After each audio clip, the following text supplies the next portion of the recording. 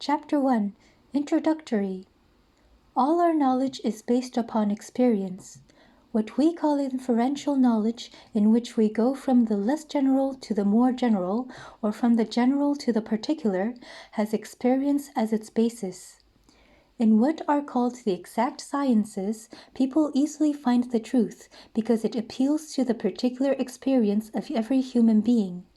The scientist does not tell you to believe in anything, but he has certain results which come from his own experiences, and reasoning on those experiences, when he asks us to believe in his conclusions, he appeals to some universal experience of humanity.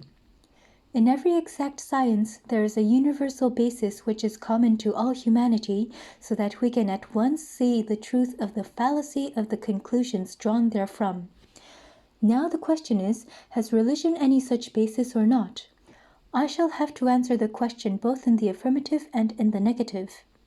Religion, as it is generally taught all over the world, is said to be based on faith and belief, and in most cases consists only of different sets of theories, and that is the reason why we find all these various religions quarreling with each other. These theories, again, are based on belief. One man says there is a great being sitting above the clouds and governing the whole universe, and he asks me to believe that solely on the authority of his assertion. In the same way, I may have my own ideas, which I am asking others to believe, and if they ask a question, I cannot supply them with any. This is why religion and metaphysical philosophy have a bad name nowadays. Every educated man seems to say, "Oh, these religions are only bundles of theories without any standard to judge them by, each man preaching his own pet ideas." At the same time, I must tell you that there is a basis of universal belief in religion governing all these different theories and all the varying ideas of different sects of men in different countries. Going to the basis of them, we find that they also are based upon universal experiences. In the first place, I will ask you to analyze all the various religions of the world. You will find that these are divided into two classes, those with a book and those without a book. Those with a book are the strongest and have the largest number of followers. Those without books have mostly died out, and the few new ones have very small followings. Yet in all of them we find one consensus of opinion, that the truth they teach are the results of the experiences of particular persons. The Christian asks you to believe in his religion, to believe in Christ, and to believe in him as the incarnation of God, to believe in a God, in a soul, and in a better state of that soul. If I ask him for reasons, he says, "No, it is my belief." But if you go to the fountainhead of Christianity, you will find that this is based upon experience. Christ said he saw God. The disciples said they felt God, and so forth. Similarly, in Buddhism, it is Buddha's experience. He experienced certain truths, saw them, came in contact with them, and preached them to the world. So with the Hindus, in their book the writers, who are called rishis or sages, declare that they have experienced certain truths, and these they preach. Thus it is clear that all the religions of the world have been built upon that one universal and adamantine foundation of all our knowledge, direct experience. The teachers all saw God. They all saw their own souls. They saw their eternity. They saw their future. And they saw what they preached. Only there is this difference, that in most of these religions, especially in modern times, a peculiar claim is put before us, and that claim is that these experiences are impossible at the present day. They were only possible with a few men who were the first founders of the religions that subsequently bore their names. At the present time, these experiences have become obsolete, and therefore we have now to take religion on belief. This I entirely deny. If there has been one case of experience in this world in any particular branch of knowledge, it absolutely follows that this experience has been possible millions of times before, and will be repeated eternally. Uniformity is the rigorous law of nature. What once happened can happen always. The teachers of the science of yoga, therefore, declare that religion is not only based upon the experiences of ancient times, but that no man can be religious until he has had the same perceptions himself. Yoga is the science which teaches us to get these perceptions. It is useless to talk about religion until one has felt it. Why is there so much disturbance, so much fighting and quarreling in the name of God? There has been more bloodshed in the name of God than for any other cause, and the reason is that people never went to the fountainhead. They were content only to give a mental assent to the customs of their forefathers and wanted others to do the same. What right has a man to say he has a soul if he does not feel it, or that there is a God if he does not see him? If there is a God, we must see him. If there is a soul, we must perceive it. Otherwise, it is better not to believe. It is better to be an outspoken atheist than a hypocrite. The modern idea, on the one hand, with the learned, is that religion and metaphysics and all search after a supreme being is futile. On the one hand, with the semi-educated, the idea seems to be that these things really have no basis. On the other hand, with the semi-educated, the idea seems to be that these things really have no basis, that their only value consists in the fact that they are strong motive powers for doing good to the world. If men believe in a God, they may become good and moral and so make good citizens. We cannot blame them for holding such ideas, seeing that all the teaching these men get is simply to believe in an eternal rigmarole of words without any substance behind them. They are asked to live upon words. Can they do it? If they could, I should not have the least regard for human nature. Man wants truth, wants to experience truth for himself, to grasp it, to realize it, to feel it within his heart of hearts. Then alone, declare the Vedas, will all doubts vanish, all darkness be scattered, and all crookedness be made straight. Ye children of immortality, even those who live in the highest sphere, the way is found. There is a way out of all this darkness, and that is by perceiving Him who is beyond all darkness, and there is no other way. The science of Raja Yoga proposes to put before humanity a practical and scientifically worked out method of reaching this truth. In the first place, every science must have its own method of investigation. If you want to become an astronomer and sit down and cry, "Astronomy, astronomy," it will never come to you. The same with chemistry. A certain method must be followed.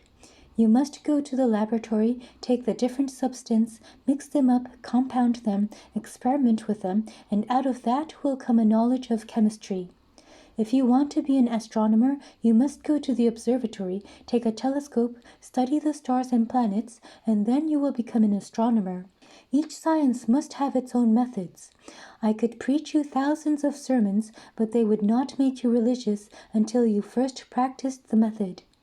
These are the truths of the sages of all countries, of all ages, men pure and unselfish, who had no motive but to do good to the world. They all declare that they have found some truth higher than that the senses can bring to us, and they challenge verification. They say to you, take up the method and practice honestly, and then, if you do not find this higher truth, you will have the right to say that there is no truth in the claim. But before you have done that, you are not rational in denying the truth of these assertions.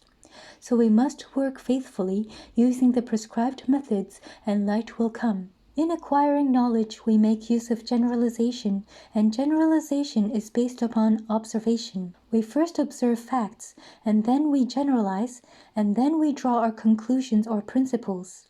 The knowledge of the mind, of the internal nature of man, of thought, can never be had until we have the power of first observing the facts that are going on within. It is very easy to observe facts in the external world, and many thousand instruments have been invented to observe every point of nature. The knowledge of the mind, of the internal nature of man, of thought, can never be had until we have the power of first observing the facts that are going on within.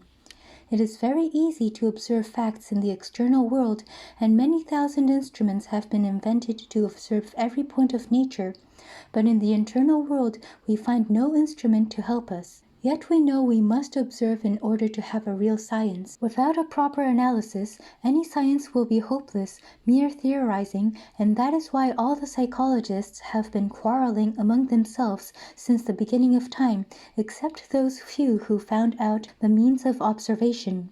The science of Raja Yoga, in the first place, proposes to give men such a means of observing the internal states, and the instrument is the mind itself. The power of attention of mind, when properly guided and directed towards the internal world, will analyze the mind and illumine facts for us. The powers of mind are like rays of light being dissipated.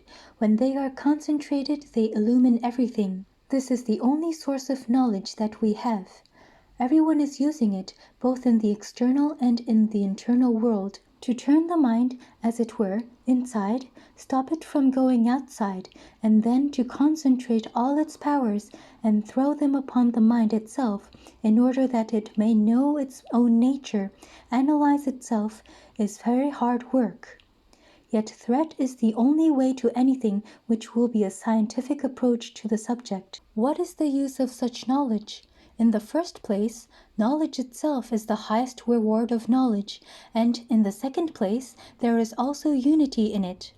It will take away our misery. When, by analyzing his own mind, man comes face to face, as it were, with something which is never destroyed, something which is, by its own nature, eternally pure and perfect, he will no more be miserable, no more unhappy. All misery comes from fear, from unsatisfied desire.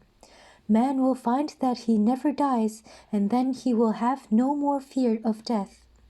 When he knows that he is perfect, he will have no more vain desires, and both these causes being absent, there will be no more misery. There will be perfect bliss, even while in his body. There is only one method by which to attain this knowledge, that which is called concentration. The chemist in his laboratory concentrates all the energies of his mind into one focus and throws them out upon the materials he is analyzing, and so finds out their secret. The astronomer concentrates all the energies of his mind and projects them through his telescope upon the skies, and the stars, the sun, and the moon give up their secrets to him. The more I can concentrate my thoughts on the matter on which I am talking to you, the more light I can throw upon it. You are listening to me, and the more you concentrate your thoughts, the more clearly you will grasp what I have to say. How has all this knowledge in the world been gained but by the concentration of the powers of the mind? Nature is ready to give up her secrets if we only know how to knock, to give her the necessary blow, and the strength and force of the blow will come through concentration. There is no limit to the power of the human mind. The more concentrated it is, the more power is brought to bear on one point, and that is the secret. It is easier to concentrate the mind on external things. The mind naturally goes outwards. But in the case of religion, or psychology, or metaphysics, the subject and object are one. The object is internal, the mind itself is the object, and it is necessary to study the mind itself. Mind studying mind. We know there is the power of the mind called reflective.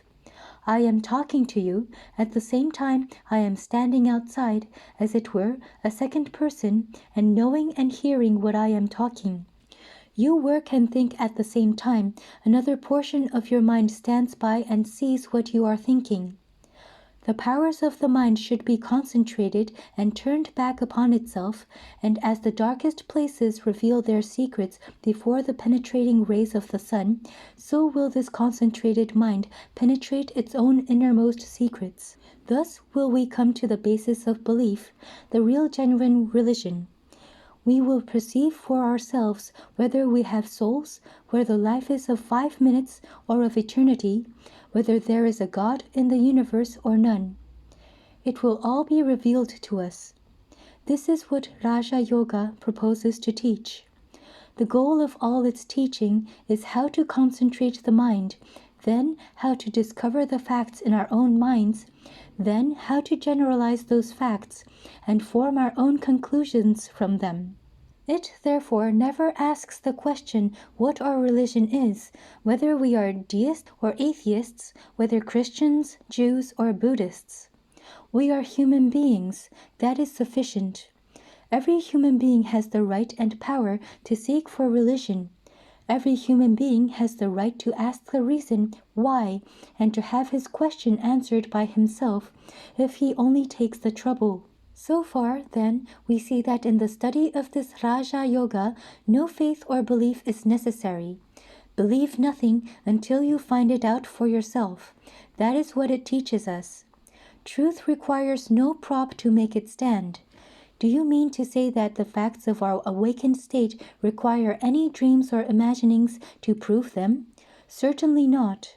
This study of Raja Yoga takes a long time and constant practice. A part of this practice is physical, but the main part of it is mental. As we go along, we shall find how intimately the mind is connected with the body. If we believe that the mind is simply a finer part of the body, and that mind acts upon the body, in the same way the body must act upon the mind. If the body is sick, the mind becomes sick also. If the body is healthy, the mind remains healthy and strong. When one is angry, the mind becomes disturbed.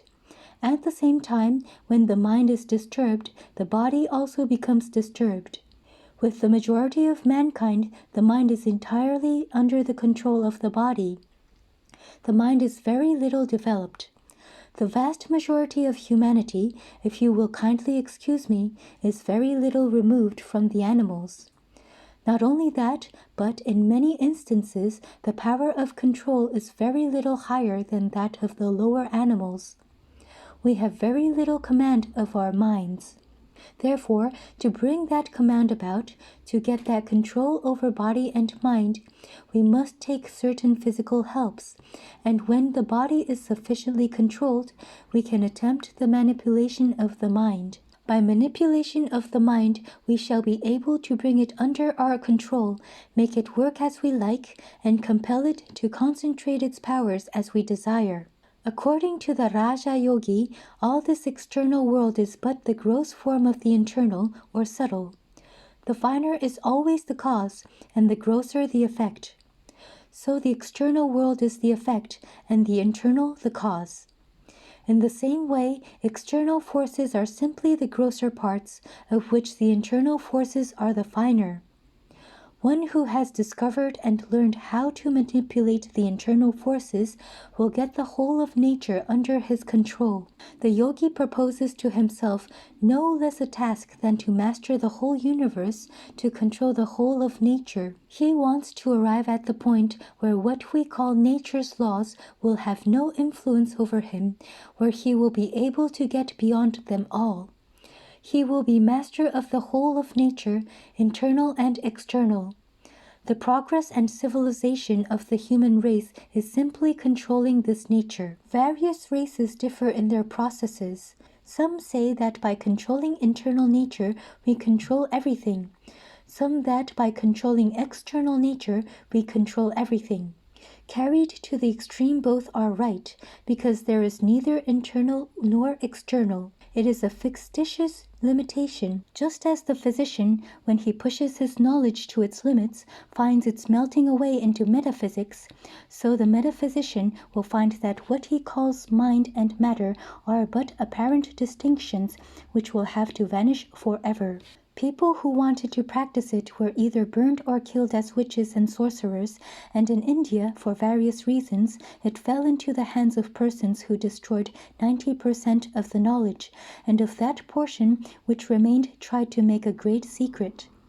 In modern times, many so-called teachers have arisen worse than those of India, because the latter knew something, while these modern exponents do not. Anything that is secret or mysterious in these systems of yoga should be at once rejected. The best guide in life is strength. In religion, as in everything else, discard everything that weakens you, have nothing to do with it. All mystery mongering weakens the human brain. Through it, this science of yoga has been well nigh destroyed, but it is really one of the grandest of sciences. From the time that it was discovered, more than 4,000 years ago, it was perfectly delineated and formulated and preached in India, and it is a striking fact that the more modern the commentator, the greater the mistakes he makes. The more ancient the writer on it, the more rational he is. Thus it fell into the hands of a few persons who made it a secret, instead of letting the full blaze of daylight and reason fall upon it, and they did so that they might have the powers to themselves. In the first place, there is no mystery in what I preach. What little I know I will tell you. So far as I can reason it out, I will do so, but what I do not know I will simply tell you that it is what the books say. It is wrong to blindly believe. You must exercise your own reason and judgment. You must practice and see whether things happen or not. Just as you would take up any other science of a material nature, exactly in the same manner you should take up this science for study. There is neither mystery nor danger in it. So far as it is true, it ought to be preached in the public streets, in the broad daylight. Any attempt to mystify these things is productive of great danger. Before proceeding further, I will state to you a little of Sankhya philosophy, on which the whole of Raja Yoga is based. According to this philosophy, perception comes through instruments, e.g., the eyes. The eyes carry it to the organs to the mind to the determinative faculty. From this, the Purusha, the soul, receives it, and gives the order back, as it were, and so on through all these stages. In this way, sensations are received. With the exception of the Purusha, all of these are material, but the mind is of much finer material than the external instruments. That material of which the mind is composed becomes grosser and becomes what is called the tanmatras. It becomes still grosser and forms the external material. That is the psychology of the Sankhya. So that between the intellect and the grosser matter outside, there is only a difference in degree. The Purusha is the only thing which is immaterial. Mind is an instrument in the hands of the soul, as it were, through which the soul catches external objects. This mind is constantly changing and vacillating, and it can either attach itself to several organs, or to one, or to none. For instance, if I hear the clock with a great attention, I will not, perhaps, see anything, although my eyes may be open, showing that the mind was not attached to the seeing organ, although it was to the hearing organ. And the mind, in the same way, can be attached to all the organs simultaneously. This mind has the reflexive power of looking back into its own depths. This reflexive power is what the yogi wants to attain. By concentrating the powers of the mind and turning them inward, he seeks to know what is happening inside. There is in this no question of mere belief. It is the analysis of certain philosophers. Modern psychologists tell you that the eyes are not the organs of vision, but that the organs are in the nerve center in the brain, and so with all the senses. And they also tell you that these centers are formed of the same material as the brain itself. So the Sankhyas will also tell you, but one is a statement on the physical side and the other on the psychological side. Yet both are the same. Beyond this we have to demonstrate. We shall perceive how the sensation is traveling, and how the mind is receiving it, how it is going to the determinative faculty, and how this gives it to the Purusha. As each science requires certain preparations, as each science has its own method, until we follow that method, we can never understand that science. So in Raja Yoga. You see the elephants, huge animals, but calm and gentle. And if you go towards the cages of the lions and tigers, you will find them restless, showing how much difference has been produced by food. All the forces that are working in this body have been produced out of food. We see that every day. If you begin to fast, first your body will get weak, the physical force will suffer. Then, after a few days, the mental force will suffer also. First, memory will fail. Then comes a point when you are not able to think, much less to pursue any course of reasoning. We have, therefore, to take care what sort of food we eat at the beginning, and when we have got strength enough, when our practice is well advanced, we need not to be so careful in this respect. While the plant is growing, it must be hedged round, lest it be injured, but when it becomes a tree, the hedges are taken away. It is strong enough to withstand all assaults. A yogi must avoid the two extremes of luxury and austerity. He must not fast, nor torture his flesh. He who does so, says the Gita, cannot be a yogi. He who keeps awake, he who sleeps much, he who works too much, he who does no work,